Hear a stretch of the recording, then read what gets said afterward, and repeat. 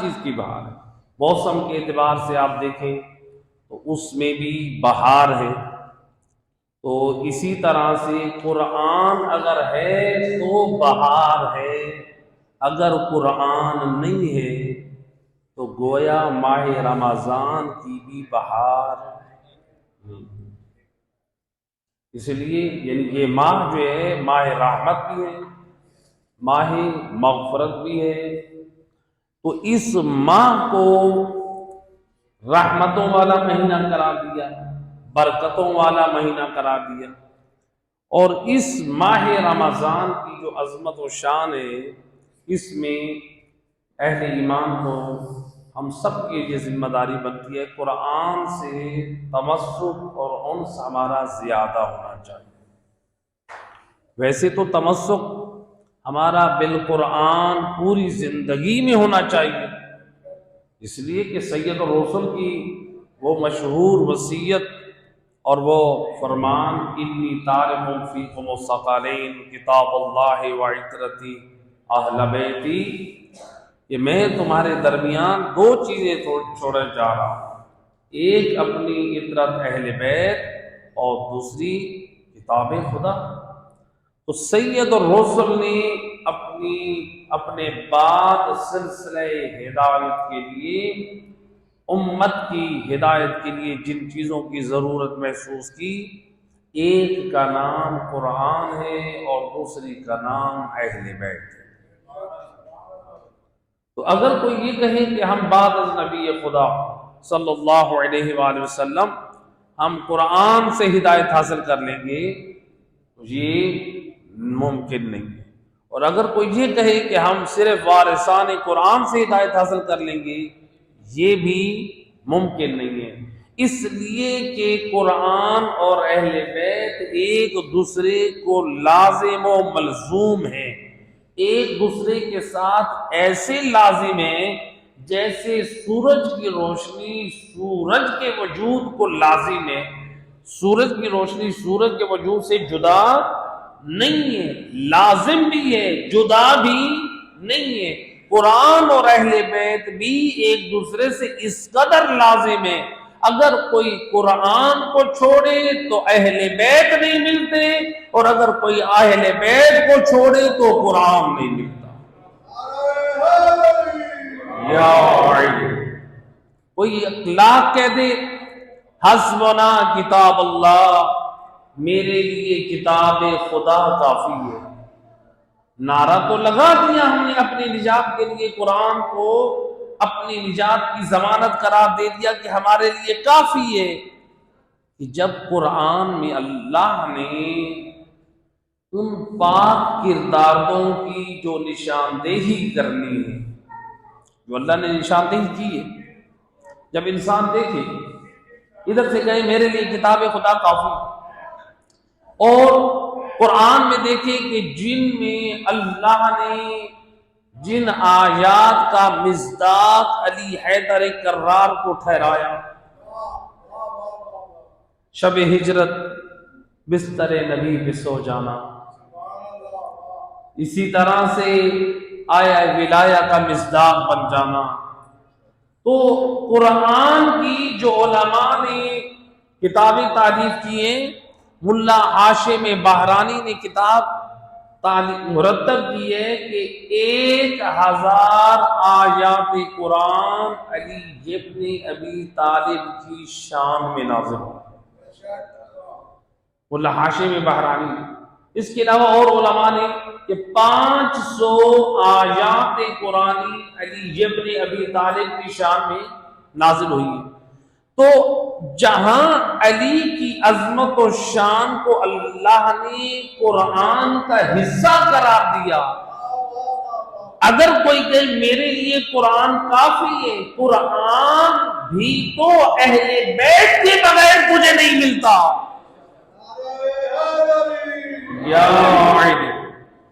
قرآن خود قرآن کی آیات اگر دیکھیں تو خدا نے سورہ دہر ہے، سورہ دہر میں علماء اہل سنت بھی پڑھتے ہیں، صرف شیعہ علماء نہیں بیان کرتے، علماء اہل سنت کے ہاں بھی کہ سورہ دہر کی آیات جو کس کی شان میں ہے؟ امام حسن، امام حسین، امام علی علیہ السلام، جناب زہرا کے حق میں. تو اب یعنی حصہ قرآن کا ہے، کردار علی و زہرا حسن و حسین کا ہے. تو میں یوں کہہ دوں اگر کردار اہل بیت نبوت کو قرآن سے نکال دیں تو قرآن بھی امت کو ناقص ملتا ہے. قرآن بھی اس کا قرآن بھی نامکمل نظر آتا ہے جب قرآن سے آل محمد کا پاک کردار نکال دیں، جب آل محمد کی شان نکال دیں، جب آل محمد کی عظمت کو ہم نکال دیں. آج یہ کہہ دیں کہ ہمارے لیے قرآن کافی ہے جب نبی کے لیے قرآن کافی نہیں ہے.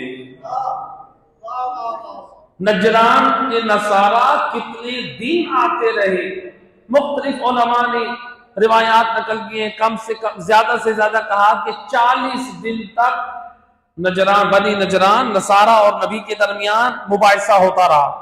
کس بات پہ؟ رسول اللہ کس دین کو پہنچا رہے تھے اللہ کے، کہ عیسیٰ نبی ہے، اللہ کے بیٹے نہیں ہیں. لیکن ادھر والی پارٹی، دوسری پارٹی کیا ثابت کر رہی تھی کہ نہیں اللہ کے بیٹے ہیں. تو جس میں قرآن کی آیت میں نازل ہوئی کہ مثل عیسیٰ، حضرت عیسیٰ کی مثال مثل حضرت آدم ہے، کہ اے بنی نجران، اے نصارہ، تم کہتے ہو عیسیٰ بغیر باپ کے پیدا ہوا تو یہ اللہ کا بیٹا ہے. اللہ نے تو اپنی قدرت کا معجزہ یہ دکھایا، آدم کو بغیر باپ کیا بغیر ماں کے پیدا کر دیا. تو تم آدم کو بھی تو نبی مانتے ہو، تو صرف آدم کا باپ نہیں ہے تو اسے اللہ کا بیٹا کیوں مان بیٹھے؟ لیکن وہ نصارہ اپنی ضد پہ اڑے رہے، کیا اسی بات پہ ڈٹے رہے کہ عیسیٰ اللہ کے بیٹے ہیں، نبی نہیں ہے، وہ اپنے دعوے کو ثابت کرنے کے لیے. لیکن بنی نجران جب میدان مباحثہ سج گیا، یعنی قرآن کی آیت نازل ہوئی، قرآن آ گیا، وہ بنی نجران، وہ نصارہ نہ مانے. جب مباحثہ میں سید الرسل قرآن کے نازل ہونے کے بعد جناب زہرا کو، علی مرتضیٰ کو، حسن حسین کو ساتھ لے کر گئے تو سامنے والے کفار مان گئے. معلوم ہوا قرآن مصطفیٰ کے لیے کافی نہیں ہے، بلکہ مشکل کے وقت نبی جسے پیش کر کے رہے ہیں، ساتھ لے کر گئے ہیں، وہ اپنی حال کو ساتھ لے کر گئے.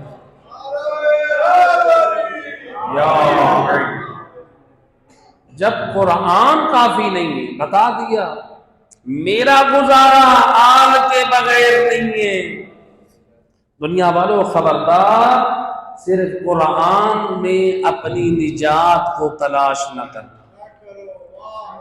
اس لیے قرآن، دیکھیے میں کہا کرتا ہوں کہ دنیا میں چھوٹے سے چھوٹا اسکول ہو، بڑی سے بڑی یونیورسٹی ہو، ہمارے بنایا ہوا سلیبس، ہمارا بنایا ہوا کورس، ہماری لکھی ہوئی کتابیں، ہمارے تحریریں، ہمارے مضامین، ہماری مرتب کردہ اشیاء، علوم و فنون پر مشتمل چھوٹی قاعدوں سے لے کر بڑی ڈکشنری تک، ان کو پڑھانے کے لیے لکھنے والے ہم ہیں. کہتے ہیں ان کے لیے بھی کوئی ٹیچر ہونا چاہیے، ان کے لیے بھی کوئی استاد ہونا چاہیے، ان کے لیے بھی کوئی پروفیسر ہونا چاہیے، ان کے لیے بھی کوئی لیکچرار ہونا چاہیے. میری اور آپ کی ایجاد کردہ علوم و فنون پر مشتمل کتابوں کے لیے پروفیسر، لیکچر اور ٹیچر کی ضرورت ہے. جو کتاب وحی خدا سے جبرائیل لانے والے ہیں اور مصطفیٰ پہنچانے والے ہیں، علی اور اولاد علی اس کو بچانے والے ہیں. آج ہم کہہ دیں کہ اس کتاب کو سمجھنے کے لیے ہمیں کسی کی ضرورت نہیں ہے۔ قرآن کی کتنی آیات ہیں جو مبہم آیات ہیں، قرآن کی متشابہ آیات ہیں۔ تو ان کو قرآن کی آیات متشابہ ہیں، مبہم آیات ہیں، کیسے معنی واضح ہوگا؟ دنیا والوں نے اس وقت نبی سے بھی آیات کے معانی پوچھے تھے، وارث قرآن علی سے بھی معانی پوچھے تھے، بعد میں آل رسول سے بھی پوچھے تھے، حالانکہ وہ عربی جانتے تھے، عرب تھے۔ معلوم ہوا صرف عربی جاننا کافی نہیں ہے، اہل زبان ہونا کافی نہیں ہے، بلکہ وارث قرآن ہونا اور بات ہے اور اہل زبان ہونا اور بات۔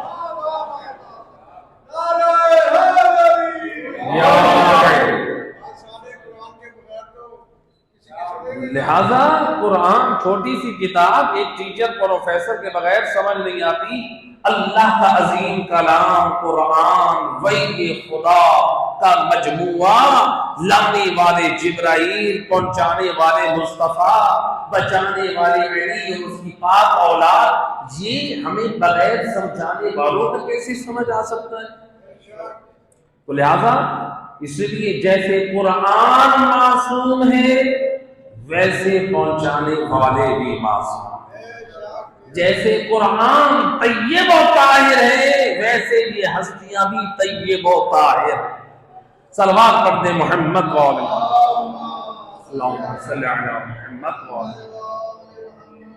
لہذا یہ قرآن بڑی عظیم کتاب ہے، اس سے ہمارا تمسک ہونا چاہیے، اس کے ترجمے کی طرف غور ہونا چاہیے۔ آج بہت معاشرے میں ایسی خرابیاں، ایسی رسوم، ایسے عقائد، ایسے نظریات، ایسی باتیں آ چکی ہیں، ہر دوسرا آدمی کہتے ہیں کہ ہماری سمجھ میں نہیں آتا، منبر پہ آنے والا جو بھی آتا ہے، چاہے وہ عالم ہو، چاہے وہ خطیب ہو، چاہے وہ ذاکر ہو، اپنی بات کرتا ہے، ہم کس کی بات مانیں؟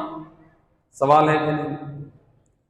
ہم کس کی بات مانیں؟ اور آج میں پوری شرعی ذمہ داری سے منبر رسول اور یہ مسجد میں ذمہ داری سے کہہ رہا ہوں، آپ کسی کی بات نہ مانیں، آپ کسی کی بات نہ مانیں، آپ اس قرآن کی مانیں جو قرآن وحی خدا کا مجموعہ ہے۔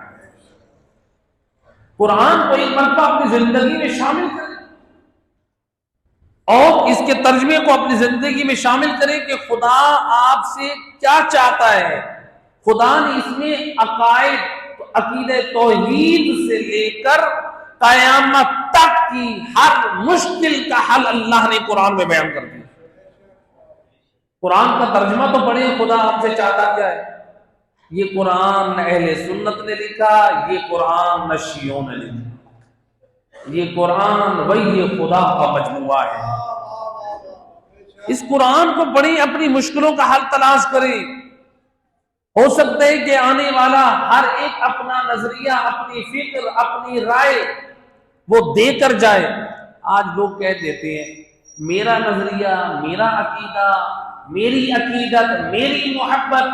بھئی کہنے والا تیری عقیدت، تیری محبت، تیرا نظریہ اپنے مقام پر ہے، تو جس منبر پر بیٹھا ہے ہمیں ان ہستیوں کی زبان سے بتا قرآن کیا کہتا ہے اور وارثان قرآن کیا کہتے ہیں۔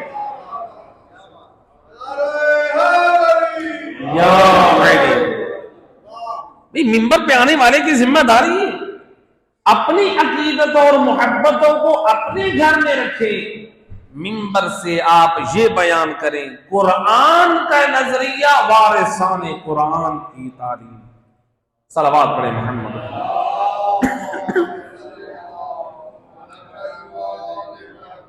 لہذا ترجمہ قرآن اگر ہماری زندگی میں ہو تو ہماری مشکلیں حل۔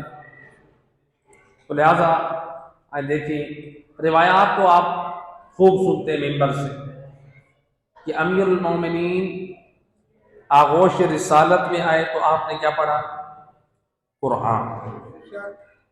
روایات میں کہ امیر المومنین نے کیا سنایا؟ قرآن۔ آپ یہ بھی سنتے ہیں کہ نوک نیزہ پہ امام حسین نے کیا سنایا؟ قرآن۔ اور شیخ عباس قمی مورخین نے نقل کیا کہ وقت کے امام بی بی نرجس خاتون کے جب بطن مبارک میں تھے، بی بی حکیمہ کہتی ہیں میں سورہ انا انزلنا پڑھ رہی تھی کہ ہمارے وقت کے امام صاحب العصر والزمان وہ بھی سورہ انا انزلنا پڑھ رہے تھے۔ اور روایت کا جملہ ہے امام اپنی ولادت باسعادت کے بعد جب امام حسن عسکری نے اپنی گود میں بٹھایا تو آپ نے قرآن پڑھ کر سنایا۔ ہم نے یہ تو سن لیا کہ علی نے آغوش رسالت میں قرآن سنایا، حسین نے نوک نیزہ پہ قرآن سنایا، امام زمان نے بابا کی گود اور ماں کے شکم سے قرآن سنایا۔ اب سوال یہ سنایا کیوں؟ سنایا کیوں؟ صرف اس لیے کہ یہ قرآن ہے؟ ایک صلوات پڑھیں محمد و اہل بیت ذات پر، اللہم صلی علی محمد و آل محمد، بار دیگر بآواز بلند صلوات، اللہم صلی علی۔ کیا صرف اس لیے کہ دنیا والے اہل بیت اطہار کہ اس قرآن سنانے کا جو مقصد سمجھ آ رہا ہے، بتا رہے کہ دیکھو قرآن وہ ہے، ہم قرآن سے جدا نہیں ہیں، قرآن ہم سے جدا ہے۔ لہذا قرآن اگر سمجھنا ہے، قرآن اگر لینا ہے تو آل محمد کے دروازے سے تو لہذا یہاں تو ہم یہ دیکھیں کہ اہل بیت نے قرآن سنایا تو وہ قرآن اس قدر اہم تھا۔ نبی پاک کی آغوش میں مولا علی نے قرآن سنایا۔ نبی کے فضائل سنا سکتے تھے؟ سنا سکتے تھے؟ بھئی جو علی زبان سے قرآن سنا سکتے ہیں کہ نبی کے فضائل نہیں سنا سکتے؟ سنا سکتے۔ اپنے فضائل سنا سکتے تھے؟ سنا سکتے تھے۔ مولا حسین جہاں قرآن سنا رہے ہیں اپنے بابا علی کے فضائل سنا سکتے تھے؟ اپنے فضائل سنا سکتے تھے؟ نہیں سنا ہے۔ امام زمان اپنے بابا علی سے لے کر اپنے بابا اور اپنی ذات تک کے فضائل و کمالات سنا سکتے تھے؟ نہیں سنایا۔ کیا سنایا؟ قرآن سنایا۔ بتا رہے ہیں چاہنے والوں قرآن سے جڑ کر رہو گے تو گویا ہم سے جڑ کر رہو گے۔ تو لہذا قرآن کو اپنی زندگی میں شامل رکھیں۔ قرآن کے بغیر گزارا نہیں۔ آپ چھوٹی سی کوئی چیز الیکٹرانکس خریدنے کے لیے جائیں نا، بازار میں اے سی خریدنے گئے، پنکھا خریدنے گئے، چھوٹی سی موٹر، اس میں بھی بکلیٹ ہوتا ہے، چھوٹا سا کتابچہ ہوتا ہے، اس میں کمپنی کی طرف سے ہدایات ہوتی ہیں اور وہ کہتے ہیں کہ اگر آپ نے اس کے مطابق جو ہماری شرائط ہے اس کے مطابق اس کو استعمال نہ کیا، اس کو چارج نہ کیا، اس کو استعمال نہ کیا تو پھر اس چیز کے جلنے اور خراب ہونے کی ذمہ دار آپ خود ہیں۔ چھوٹی سی چیز 1000 روپے کی مشینری کی بھی خرید کے لائے تو وہ بھی اپنے ساتھ کتابچہ لاتی ہے کہ یہ ہدایت نامہ موجود ہے، بغیر ان ہدایات کے آپ نے مشینری استعمال کی تو نقصان کے ذمہ دار آپ ہیں۔ ہمیں لوگوں کو اشرف المخلوق کو اللہ نے جو خلق کیا ہے، ذرا سوچیں اللہ نے جو ہمیں وجود بخشا ہے کیا ہمارے بھی آنے کا کوئی مشن اور مقصد ہے یا نہیں ہے؟ اور وہ اللہ نے ہماری نظام ہدایت کے لیے، ہماری نظام زندگی کے لیے جو ہمیں کتابچہ دیا ہے اس کا نام کتاب ہدایت قرآن مجید ہے۔ لہذا اس قرآن کو اپنی زندگی میں شامل ہے۔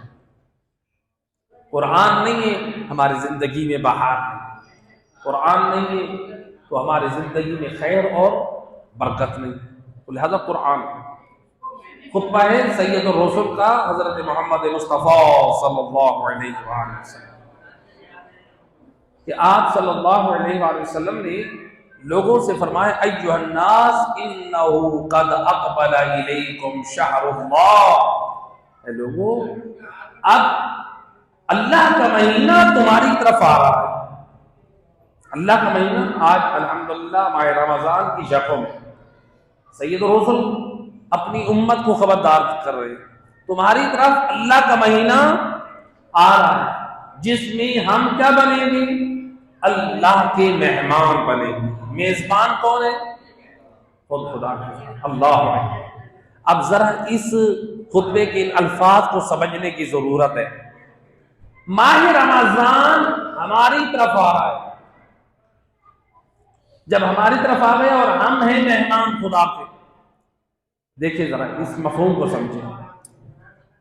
دنیا کا دستور ہے جب مہمان کہیں جاتا ہے تو میزبان کی شخصیت کو سامنے رکھ کے اس کی عزت افزائی کے لیے ویسے جاتا ہے، دیکھتا ہے کہ میں میزبان کس مقام و منزلت کا ہے، اس کے مطابق اس کے لیے گفٹ، اس کے لیے تحفہ، اس کے لیے فروٹس، اس کے لیے جوس، اس کے لیے مختلف چیزیں کہ اس کو کیا پسند آئے گا، اس کی شان کے لائق کیا ہے، شان کا لحاظ کرتے ہوئے، ضرورت عرفی کا خیال کرتے ہوئے ہم وہ چیز سلیکٹ کرتے ہیں اور پھر اس کے لیے لے کر جاتے ہیں۔ اللہ کا مہینہ ہم بن رہے مہمان، خدا ہے میزبان، ہم خدا کی بارگاہ میں اس ماہ میں داخل ہو گئے میزبان مہمان بن کے، ہم خدا کی بارگاہ میں کیا اپنا تحفہ لے کر جائیں؟ ہمیں بھی تو خدا سے ملاقات کرنی اس ماہ میں۔ عام دنیا والے میزبان بنے تو ہم اپنی دنیا قربان کر دیں، اور خدا جیسی ہستی ہماری میزبان ہو اور ہم اس کے مہمان ہو، ہم کوئی بھی حق ادا نہ کریں۔ تو لہذا اللہ کو کس چیز کی ضرورت ہے؟ اللہ کو ہمارے سجدوں کی ضرورت نہیں، سجدوں کی ضرورت ہمیں ہے۔ اللہ ہمیں شکر گزار دیکھنا چاہتا ہے، اللہ ہمیں سجدہ گزار دیکھنا چاہتا ہے، اللہ ہمیں واجبات اور دین کا پابند دیکھنا چاہتا ہے۔ تو لہذا قرآن سے ہمارا تمسک ہونا چاہیے۔ ماہ رمضان آیا ہے، اس میں عام طور پہ لوگ زیادہ تر کیا کرتے ہیں؟ کوشش ہم 2 ختم قرآن کرتے ہیں، ہم 3 ختم قرآن، ٹھیک ہے، تلاوت قرآن کا بھی بہت زیادہ تاکید کی ہے اہل بیت اطہار کی روایات میں۔ اصل مقصد کیا ہے قرآن کی تلاوت کرنے کا؟ اصل مقصد ہے قرآن کی ہدایات کو اپنی زندگی میں نافذ کرنا۔ اگر ہم تلاوت قرآن کرتے لیکن اس سے ہم کچھ بھی حاصل نہ کریں، اس کا مطلب ہے وہ قرآن ہمارے لیے سود مند نہیں، فائدہ مند نہیں ہے۔ اس لیے تو روایت ہے رب تعلی القرآن والقرآن یلعنہ، بعض قاریان قرآن ایسے ہیں جو قرآن پڑھتے ہیں اور قرآن ان پہ لعنت کرتا ہے۔ وہ کیوں کرتا ہے؟ مثلا قرآن پڑھنے والے نے قرآن پڑھا، نہ قرآن کے مطابق وہ عقائد ہیں جو قرآن چاہتا ہے، نہ قرآن کے مطابق وہ اعمال ہیں جو قرآن چاہتا ہے، اب قرآن نے لعنت ہی بھیجنی کہ میرے پیغامات پر تو عمل کر نہیں رہا ہے، تو یہ تیرے لیے پڑھنا باعث برکت اور رحمت نہیں ہے۔ اس لیے نہ تیرے عقائد و نظریات میری طرح ہیں جیسے میں چاہتا ہوں، نہ تیرا کردار ایسا۔ لہذا قرآن جو ہے یہ وہ عظیم کتاب ہے کہ دیکھیں آج دنیا میں ہر شخص کہتا ہے کہ میرا اچھے سے اچھا دوست، بعض لوگ کہتے ہیں میرا بزنس مین دوست ہو، بعض لوگ کہتے ہیں کہ میرا جو ماشاءاللہ ایجوکیشن اعلیٰ تعلیم رکھنے والا میرا دوست ہو، ہر ایک اپنا اپنا معیار ہے۔ لیکن مولا علی علیہ السلام کو دوست رکھنے والوں مولا علی کیا فرماتے ہیں؟ روایت میں ہے فرمایا فَإِنْ أَرَدْتَ الْمُونِسَ فَالْقُرْآنُ يَكْفِيكَ، اگر تو اپنا مونس چاہتا ہے، دوست چاہتا ہے، تو پھر تیرے لیے قرآن کافی ہے۔ مونس کس کو کہتے ہیں؟ مونس کہتے ہیں دوست کو۔ کون سا دوست؟ ہر دوست نہیں، مونس۔ دوست یعنی مونس وہ دوست ہوتا ہے جب سب آپ کو چھوڑ جائیں وہ دوست آپ کے ساتھ کھڑا رہے.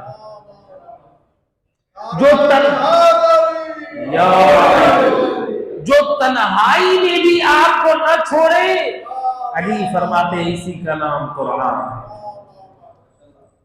جو تنہائی میں بھی آپ کو نہ چھوڑے، اللہ اکبر، یعنی جو قبر میں بھی کام آئے، جو برزخ میں بھی کام آئے، جو تنہائیوں میں بھی کام آئے.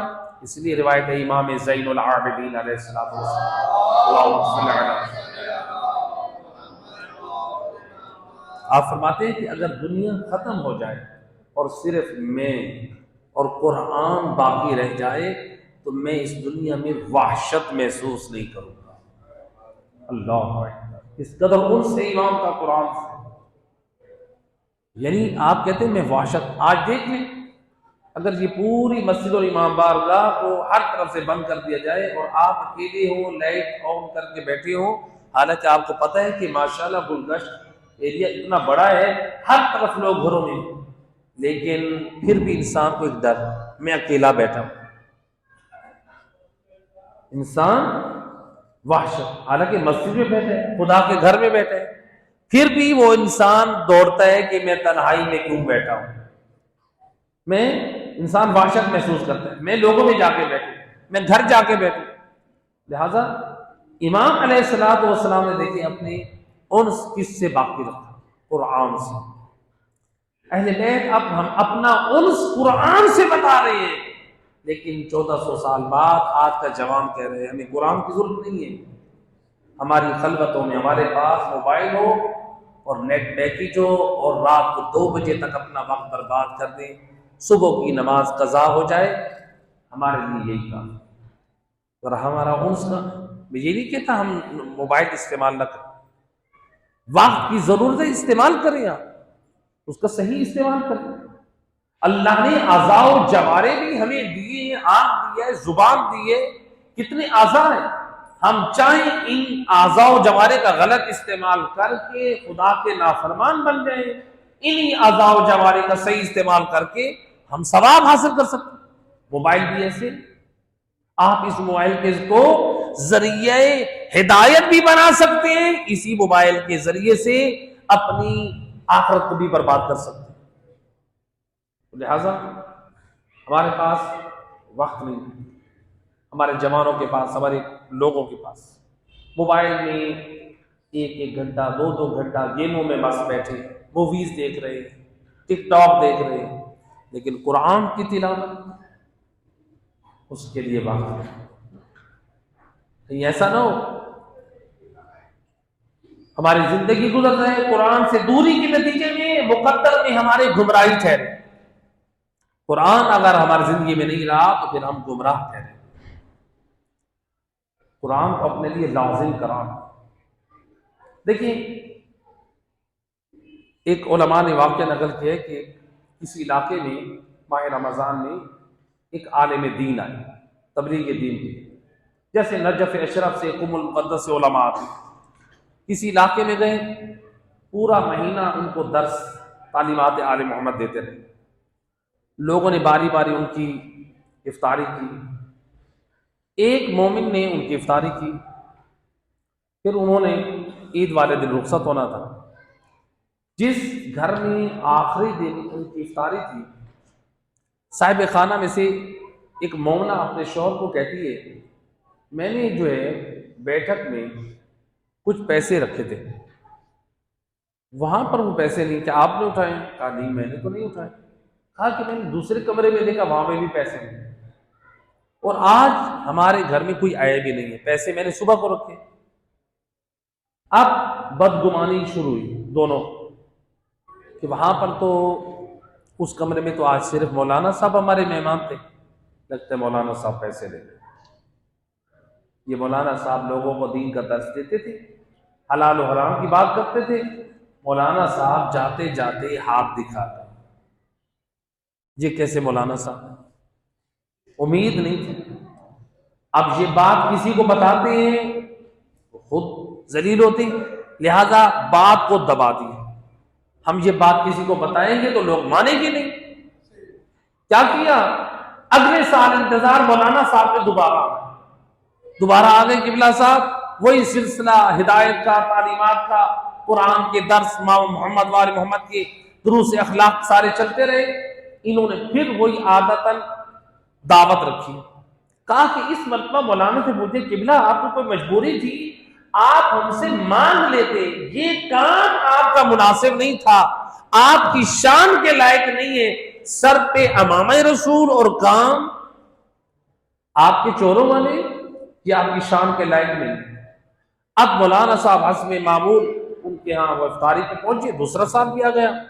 اب جب وہ دعا وغیرہ ہو گئی، کہا قبلہ ایک شکوہ ہے آپ سے، اگر آپ کو کوئی مجبوری تھی، کوئی ضرورت تھی، پچھلے سال فلاں ہماری نقدی تھی، ایک قیمت تھی، ہم نے وہاں رکھی تھی، آپ نے وہ اٹھائی اور ہمیں کم از کم بتا دیتے، آپ ہاتھ سے مانگ لیتے، اس طرح سے لے کر گئے، ہمیں آپ کا یہ کام پسند نہیں ہے۔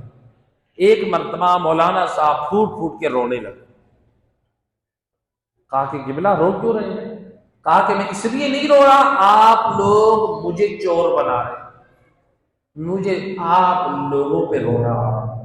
اللہ، اب ایک مرتبہ وہ صاحب خانہ پریشان ہو گئے، ہم مولانا صاحب کو کہہ رہے ہیں کہ قبلہ آپ ہمیں بتاتے ہیں، یہ تو ہمیں ہی پریشان کر رہے ہیں، قبلہ مقصد کیا ہے سمجھائیں تو۔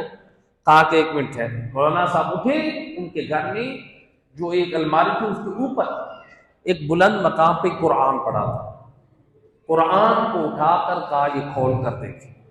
جب قرآن تھا یا کھولا، اس نے کھولا تو جو ان کی زوجہ نے رقم رکھی تھی وہی ایسے قرآن کے اندر محفوظ تھے۔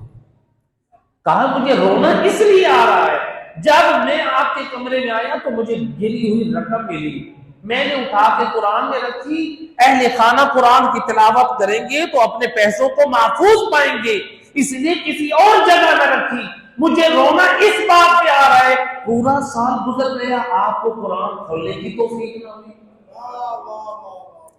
اللہ اکبر۔